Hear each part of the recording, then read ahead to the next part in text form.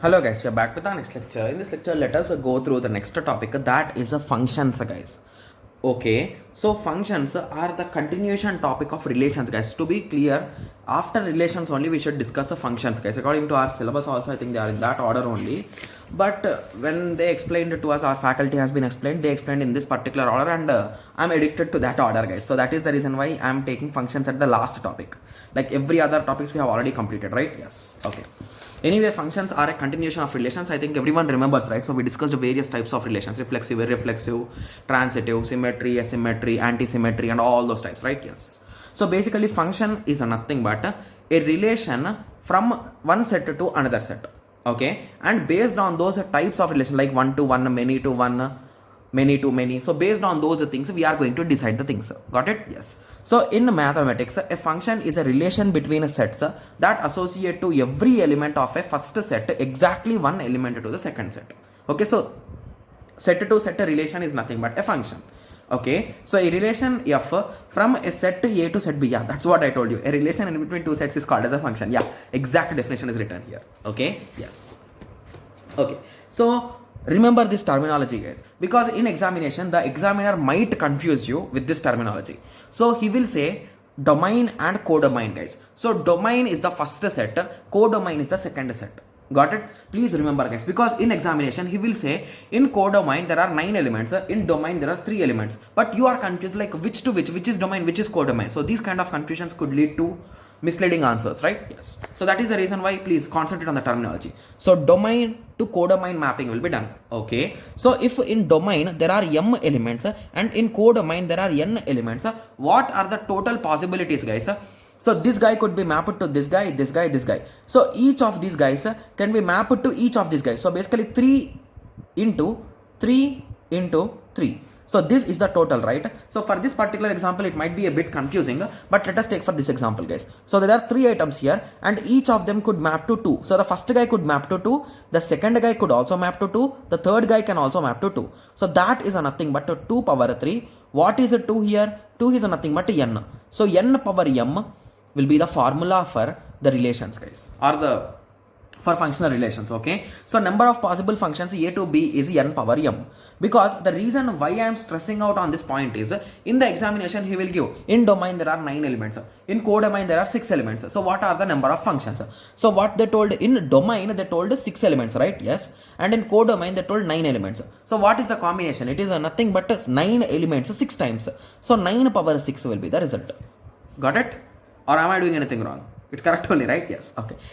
Yes. So that is nothing but the functions and number of functions of formula, guys. Okay. Yes. So it's simply n multiplied m times. That's it. Okay. Yes. So now you got some basic idea about this functions.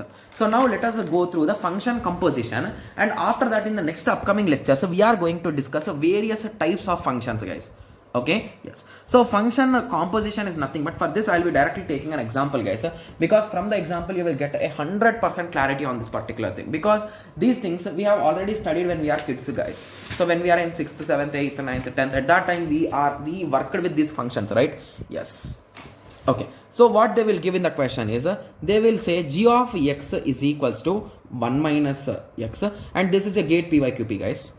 Okay, h of x is equals to x minus x by x minus 1. They are asking g of h of x divided by h of g of x equal to question mark. So this is the question which they have given. So once you see these type of questions, these are popularly called as a GOF or FOG, guys. Fog or Goff problems. So basically here if you observe, this g is a function of h of x, right? So internally it is depending on that. So these type of functions are really interesting to solve and easy, guys. So first of all, let us solve the numerator. So numerator is nothing but g of h of x, right? Yes. So what is a h of x? It is x by x minus 1. So it is nothing but g of x by x minus 1. Okay. Okay, so I think it's ink is not there. So anyway, let us continue. Okay, so g of x. Okay, so basically we know the formula for g of x, but here instead of x we are having x by x minus 1. So indirectly x is equals to x by x minus 1, right? So let us replace here. That is nothing but 1 minus x by x minus 1. So if I take this to the other side, it becomes a minus x plus x, sorry, plus 1, or am I doing any kind of silly mistake again? Okay, so I'm just taking it to the numerator, guys. Like in simple words, you can say I'm doing LCM. Okay, minus x. Okay. Yeah, why I'm multiplying with minus, guys? My bad. Okay, yes, divided by x minus 1. So basically this x and this x will cancel, and the final result will be minus 1 divided by x minus 1. Okay, yes. So basically whenever there is an LCM like 1 minus 1 by 2, we will write that 2 directly here, right?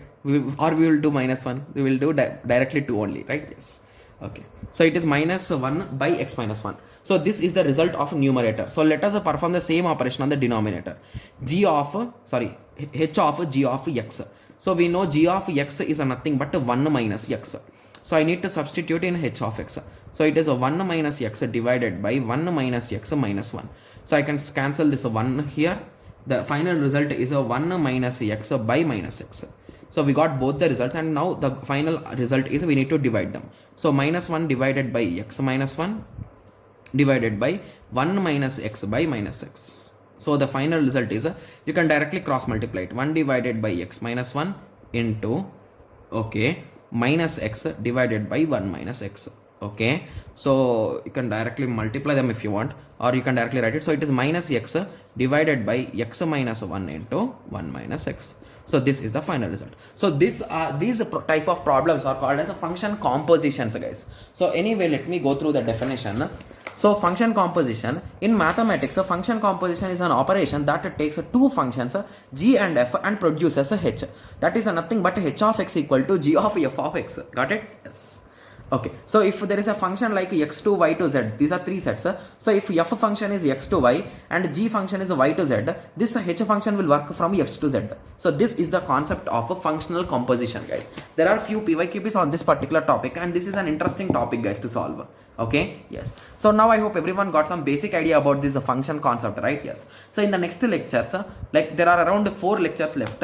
So in the next 3 lectures, we'll be discussing 3 types of functions, and after that we'll be discussing about the inverse of a function, guys. That will be the end of this particular course, and after that we'll be starting the solving of PYQs. Okay, yes. So in the next lecture, let us continue with the first type of function, that is a one-to-one function. That is also called as an injunction function. Okay, yes. So let us meet in the next lecture. Thank you. Thanks for watching.